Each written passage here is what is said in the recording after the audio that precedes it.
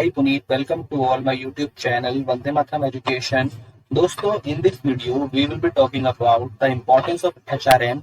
दोस्तों, in this video we will be talking about the all the importance which would be required to describe human resource management, like what is human resource management and why it is required. Okay, so we will be categorizing this particular importances into various segments like corporate level, professional level, national level, and social level as well. Okay, so without wasting time, let's get started. Okay, so in the previous video, we have discussed that human resource management is the process of motivating your employees and creating better results. Okay, so in this video, we are talking about why it is required. So importance of HRM at the various levels is given below. First is corporate level. Now, what is corporate? Okay. When the companies are doing work by their employees, or we can say that when employees are working in the organization, that leads to corporates. Okay, so corporate means companies. Enterprise require their work to be done effectively and efficiently, hence it's require an effective HRM. हम सब जानते हैं कि किसी भी enterprise के अंदर काम को सही तरीके से पूरा करना बहुत जरूरी होता है, जहाँ पर एक ह्यूमन रिसोर्स मैनेजमेंट की हमें नीड होती है. अब यहाँ पे इफेक्टिवली और एफिशिएंटली का मतलब क्या है दोस्तों? इफेक्टिवली का मतलब यहाँ पे होता है टाइम बाउंड, मतलब जो भी आपको काम प्रोवाइड किया गया है वो आप इफेक्टिवली पूरा कीजिए. ओके, और एफिशिएंटली का मतलब होता है एक प्रकार से जितने भी हमारे पास रिसोर्सेज है, लाइक अभी ह्यूमन के पास क्या रिसोर्सेज होंगे, एक प्रकार से उसके पास स्किल्स होंगी, ठीक है, उसके पास अपनी नॉलेज होगी जिसको भी यूज करके किसी भी टास्क को सही तरीके से पूरी कर सकता है. ओके, तो यहाँ पर कॉर्पोरेट लेवल पे ह्यूमन रिसोर्स मैनेजमेंट जो होता है वो रिक्वायर्ड होता है एफिशिएंटली और इफेक्टिवली काम को करने के लिए. अब human resource management helps enterprise in the following manner. आइए सीखते हैं one by one. Human resource management focuses on hiring skilled persons who are able to promote the growth of enterprise and also retain them for long-term through manpower planning, effective recruitment procedure, selection and fair policies of promotion. As we all know that human resource management also focuses upon their skilled person. मतलब यहाँ पर ये देखा जाता है कि जो हमेशा कोई भी कंपनी होती है ना, वो हमेशा ये चाहती है कि उस कंपनी के साथ स्किल्ड पर्सन जुड़ा रहे. ऑल्दो जब कंपनी किसी व्यक्ति को हायर करती है, चाहे वो फ्रेशर हो चाहे वो एक्सपीरियंस्ड हो, वहां पर कंपनी ट्रेनिंग पे पैसा लगाती है, लेकिन स्टार्टिंग में हर कंपनी चाहती है कि जो एम्प्लॉयज को हायर कर रही है वो पहले से स्किल्ड हो, यानी कि कंपनी को ज्यादा पैसा उस पर खर्च ना करना पड़े. ओके, तो यहाँ पर हम क्या बात कर रहे हैं कि स्किल्ड पर्सन को कंपनीज को हायर करना होता है, इसलिए हमारा ह्यूमन रिसोर्स मैनेजमेंट बहुत जरूरी है, जिससे कि एंटरप्राइज की ग्रोथ हो और उस व्यक्ति की भी ग्रोथ हो जो कि कंपनी से जुड़ रहा है. अब यहाँ पर कंपनीज एंटरप्राइज की केवल ग्रोथ के बारे में बात नहीं कर रहा है, ह्यूमन रिसोर्स मैनेजमेंट क्यों जरूरी है, लेकिन यहाँ पर इस बात पे भी ध्यान दिया जा रहा है कि हम कैसे अपने एम्प्लॉयज को लॉन्ग टर्म के लिए रिटेन करके रखें.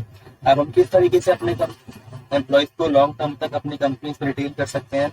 उनको बेटर इंसेंटिव प्रोवाइड करके, उनको मोटिवेशन देके, ठीक है, उनको प्रॉपरली पॉजिटिव फीडबैक प्रोवाइड करके. तो इसीलिए ह्यूमन रिसोर्स मैनेजमेंट जरूरी होता है कॉर्पोरेट लेवल पर. Second point is enriching employees by developing and improving important skills and correcting their attitude by proper training and development, performance appraisal, etc. As we all know that in order to get the better result from the employees, we should motivate or enriching our employees time to time. Okay, if we will not develop our employees and if we will not provide the right training to our employees, so how it would be able to contribute to the company's growth? तो इसलिए हमें employees को समय समय पर enrich करता रहना चाहिए, मोटिवेट करते रहना चाहिए, जिससे कि उसका डेवलपमेंट होता रहे और वो कंपनी की ग्रोथ में अपना कंट्रीब्यूशन देता रहे, और जिससे उसका एटीट्यूड भी पॉजिटिव वे में बना रहे थ्रू प्रॉपर ट्रेनिंग और through proper performance appraisal. Okay, third point is that making optimum use of existing resources. Existing human resources का दोस्तों यहाँ पे मतलब है कि एक जो एम्प्लॉइज कंपनी के अंदर आ रहा है उसमें पहले से क्या क्या ह्यूमन रिसोर्सेज है, मतलब क्या पहले से उसने क्या क्या सीखा हुआ है और हमको उसको किस तरीके से पॉलिश और करना है. कंपनी यहाँ पे ये भी ध्यान में रखती है कि जो भी एम्प्लॉयज ने पहले से सीखा हुआ है उसका भी हम सही तरीके से यूज करें, जिससे कि एक एम्प्लॉयज को मोटिवेट मिलता रहे, उसको ये लगता रहे कि उसकी भी एक इमेज है कंपनी के अंदर, वो भी कुछ कंट्रीब्यूट कर रहा है। ऐसा उसको नहीं लगना चाहिए कि वो एक प्रकार से कंपनी के लिए असेट है। ठीक है, यहाँ पे इसको क्या करना चाहिए, विद द असेट के साथ साथ ऑब्वियसली सभी एम्प्लॉयज कंपनी के लिए असेट होते हैं, लेकिन उसको यहाँ पर ये नहीं लगना चाहिए कि वो एक मशीन की तरह जो कि कंपनी का यूज कर रही है। उसको ये रखना चाहिए कि कंपनी उसका ध्यान रख रही है, उसको फैमिलियर, अपने एक प्रकार से फैमिलियर मान रही है। Okay, fourth point is that guaranteeing a talented team of loyal and devoted employees for the organisation in future. अब ह्यूमन रिसोर्स मैनेजमेंट में ये भी बहुत चीज में ध्यान रखा जाता है, ये भी बहुत चीजों का ध्यान रखा जाता है कि हम एक टैलेंटेड टीम की गारंटी दें। अगर आज मैं अपने सीनियर्स को किसी भी काम के लिए प्रॉमिस करता हूं, तो मैं यहाँ पे मेरी गारंटी होगी एज एन एचआर मैनेजर, यहाँ पे मेरी गारंटी होगी कि मैं एक टैलेंटेड टीम और एक डिवोटेड एम्प्लॉइज को एक प्रकार से मोटिवेट करूं, एक प्रकार से उनको बिल्ड करूं, जिससे कि वो ऑर्गेनाइजेशन की ग्रोथ को आगे लेके जा सके फ्यूचर में। तो human resource management is also to be considered very important in order to get the loyal team. Fifth point is that gaining the voluntary cooperation from the employees by motivation, participation, or grievance handling. It means that when we focus on our employees, so we will get the voluntary cooperation. The employees will feel that the companies are taking their corrections. Companies are just trying to remove their grievances. Okay, so when the employees will get the voluntary cooperation, voluntary grievances handling by the company, so their voluntary cooperation also be increased. That's why human resource management is also important. Okay, so we have discussed that corporate level, why human resource management is required at corporate level. Next is professional level. We all know that what is profession, the habit that makes you habitual to do the work that leads to profession. We can take an example of doctor, we can take an example of lawyer as well. These all comes under profession. So human resource management ensures good quality of work life. Means under human resource management, the manager or the company also ensures that the employees should have the work life balance. ऐसा नहीं होना चाहिए कि हम काम केवल employ से करवाए जा रहे हैं और उसको ध्यान में रख रहे, यानी कि उसके ऊपर ध्यान ही नहीं दे रहे हैं। तो ऐसा भी नहीं होना चाहिए। हमको ह्यूमन रिसोर्स मैनेजमेंट इसलिए भी जरूरी होता है कि हम एम्प्लॉयज को एक better quality of work provide कर सके with the help of parities, with the help of balances. It helps in professional growth by following ways. अब वन बाय वन डिस्कस करते हैं। First is building esprit de corps. अब दोस्तों यहाँ पे Spirit de corps का मतलब होता है to do the work in a team. अगर मान के चलिए किसी भी कंपनी के अंदर अगर टीम्स में काम ही नहीं होगा, हमेशा यहाँ पे ये देखा जाता है कि एक एम्प्लॉय सिंगल बहुत ज्यादा इंट्रोवर्ट होते हैं, कुछ एम्प्लॉय बहुत ज्यादा एक्सट्रोवर्ट होते हैं। तो अगर वो इंट्रोवर्ट होगा तो वो सिंगल काम कर ही नहीं पाएगा। तो ह्यूमन रिसोर्स मैनेजमेंट में क्या ये भी ध्यान में रखा जाता है कि एक एम्प्लॉयज को टीम मिल सके, वो टीम में काम कर सके with the congenial atmosphere. Okay, so that's why human resource management is to be required in order to build a team. Second thing is that creating opportunities for employees so that they can develop their caliber. अब human resource management के अंदर ऐसा नहीं है कि हम उनको develop ही करते जा रहे हैं, हम उनके लिए अपॉर्चुनिटीज भी लेके आते हैं एम्प्लॉयज के लिए, जिनसे कि उनका कॉन्फिडेंस बिल्ड हो सके और वो कंपनीज के अंदर कंटिन्यूअसली अपना कंट्रीब्यूशन प्रोवाइड कर सके। We can take an example, like आपने देखा होगा आज करंट कंपनी करते हैं, अगर जैसे कि वर्क फ्रॉम होम का बढ़ावा देते हैं तो उसके तरह से कंपनी करती रहती है एम्प्लॉयज को मोटिवेट करने के साथ साथ उनके लिए बहुत सारे कैंपेन्स रन कराती है, उनको बहुत सारे टास्क प्रोवाइड करती है, जिससे कि वो अपने कॉन्फिडेंस को बिल्ड कर सके, जिससे कि उनका पर्सनल ऑब्जेक्टिव भी पूरा हो सके और कंपनीज की ग्रोथ भी हो सके। Third point is that ensuring that healthy relationships are maintained among team members and work is assigned properly to both employees and team. अब ह्यूमन रिसोर्स मैनेजमेंट के अंदर ये भी ध्यान में रखा जाता है कि एम्प्लॉयज के बीच में हेल्दी रिलेशनशिप मेंटेन बनी रहे। ओके, आप बताइए, अगर किसी भी एम्प्लॉयज के बीच में या टीम्स मेंबर के बीच में अगर रिलेशनशिप बिल्ड नहीं रहेगी तो वहां पर कोऑर्डिनेशन नहीं होगा, काम डिले होते रहेंगे, ठीक है। इसलिए human resource management is also to be considered very important in order to build a healthy relationship amongst employees and team members. Okay, so that there should never be a kind of biasness or cues related to work which is assigned to them. Third thing is that social level.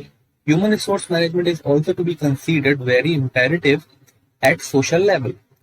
Human resource management plays an important role in the society by the following ways. First is enabling employees to live with dignity by providing them employment which gives them mental and social satisfaction. इसका मतलब ये है कि जब आप अपने employees को employment देते हो, ठीक है, तो उनकी डिग्निटी बन जाती है सोसाइटी के अंदर कि वो भी बता सकते हैं कि वो भी एक अच्छा काम कर रहे हैं, जिससे उनका सोशल सेटिस्फेक्शन और मेंटल सेटिस्फेक्शन इंप्रूव होता है।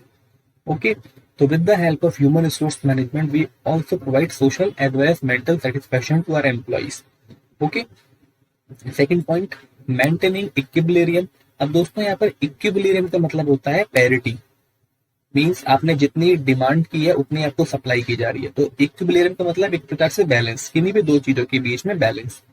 Maintaining equilibrium between job openings and applicants. अब ह्यूमन रिसोर्स मैनेजमेंट से हमें ये पता चलता है कि हमारे ऑर्गेनाइजेशन के अंदर जॉब ओपनिंग्स कितनी होनी चाहिए और कितने एप्लीकेंट्स हमें रिक्वायर्ड है। ऐसा ना होना चाहिए कि हमने जॉब ओपनिंग्स तो हमारे यहाँ पे 10 है लेकिन एप्लीकेंट्स बहुत ज्यादा आ गए। तो इस प्रकार से हमको क्या करना चाहिए, एक प्रकार से बैलेंस बना के रखना चाहिए अपने टीम कंपनीज के अंदर, जो कि पॉसिबल होता है ह्यूमन रिसोर्स मैनेजमेंट की मदद से। Third thing is that utilising human resource effectively by conserving their physical and mental health. Very simple point. Okay, fourth point is that in which describe that human resource is to be considered very important. Okay, that is national level. Human resource management plays a very significant role in the development of a country in the following ways. यानी कि जो human resource management जो होता है ना, वो country का development करने में बहुत बड़ा योगदान देता है। आइए सीखते हैं कैसे। पहला, competent and dedicated human resource results in efficient use of physical, natural and economic resources. मान के चलिए अगर हमारे देश में कॉम्पिटेंट और स्किल्ड ह्यूमन रिसोर्सेज होंगे तो उसका रिजल्ट क्या निकल के आएगा, हमारी जितनी भी फिजिकल रिसोर्सेज हैं, जैसे कि हमारा हाउस हुआ, कंपनीज की पॉलिसीज हुई, उनको सही तरीके से उसका यूज किया जाएगा, ठीक है, जिससे कंपनी का इकोनॉमिक रिसोर्सेज का भी डेवलपमेंट होगा। Okay, second thing is that a nation's development depends on the skills, attitudes and values of its manpower. किसी भी कंट्री की इमेज को भी उसके स्किल्ड एम्प्लॉइज के द्वारा दर्शाया जाता है, ठीक है। मान के चलिए इंडिया है, अब इंडिया के अंदर बहुत सारे ऐसे लोग हैं जो कि फॉरेन के अंदर जॉब कर रहे हैं, जो कि फॉरेन के अंदर अच्छे पोस्ट पे हैं, तो वो क्या रिप्रेजेंट कर रहा है, इंडिया की इमेज को रिप्रेजेंट कर रहा है। Okay, so human resource management also is to be considered very important in order to represent our country at national level, ठीक है। less skilled and less competent people signify an underdeveloped country। अगर हमारी countries के अंदर पढ़े लिखे लोग नहीं होंगे, इनके पास स्किल्स नहीं है, तो वो दर्शाएगा कि अंडरडेवलप्ड कंट्री है, यहाँ पे इंप्रूवमेंट की नीड है। HRM ensures that human resources of the country are skilled and developed। अब ह्यूमन रिसोर्स मैनेजमेंट में ये ध्यान में रखा जाता है कि जो एक कंट्री के रिसोर्सेज हैं वो स्किल्ड हो और डेवलप्ड हो। जैसे कि हमारे अभी प्रधानमंत्री नरेंद्र मोदी जी हैं, बहुत सारी स्कीम्स लेके आते हैं, जैसे बच्चों को फ्री शिक्षा पढ़ा दी जाए, ओके, टीचर्स के लिए बहुत सारे टेस्ट, जिससे कि उनकी नॉलेज इंप्रूव होती रहे। ओके, तो यहाँ पर ह्यूमन रिसोर्स मैनेजमेंट को भी बहुत इंपॉर्टेंट माना जाता है नेशनल लेवल्स पर। Third point is that HRM improves the economic growth of the country. This finally leads to increased living standard and employment। मतलब जब हम ह्यूमन रिसोर्स मैनेजमेंट का यूज करते हैं तो हमारे एम्प्लॉयज की स्टैंडर्ड ऑफ लिविंग को भी इंप्रूव करता है और एम्प्लॉयमेंट रेट भी बढ़ता है, ठीक है। तो दोस्तों आज की इस वीडियो में इतना ही। आई होप आपको समझ में आया होगा पूरा इंपॉर्टेंस ऑफ HRM। अगर आपको नहीं समझ में आया तो मुझे नीचे कमेंट बॉक्स में लिख दीजिएगा, मैं आपके ऊपर उसी पॉइंट से रिलेटेड एक नई वीडियो ले आऊंगा। Okay, thanks for watching this video. दोस्तों अगर आपको चैनल वीडियो अच्छी लगी हो तो चैनल को लाइक कर दीजिएगा, सब्सक्राइब कर दीजिएगा और शेयर कर दीजिएगा। थैंक्स फॉर वॉचिंग दोस्तों।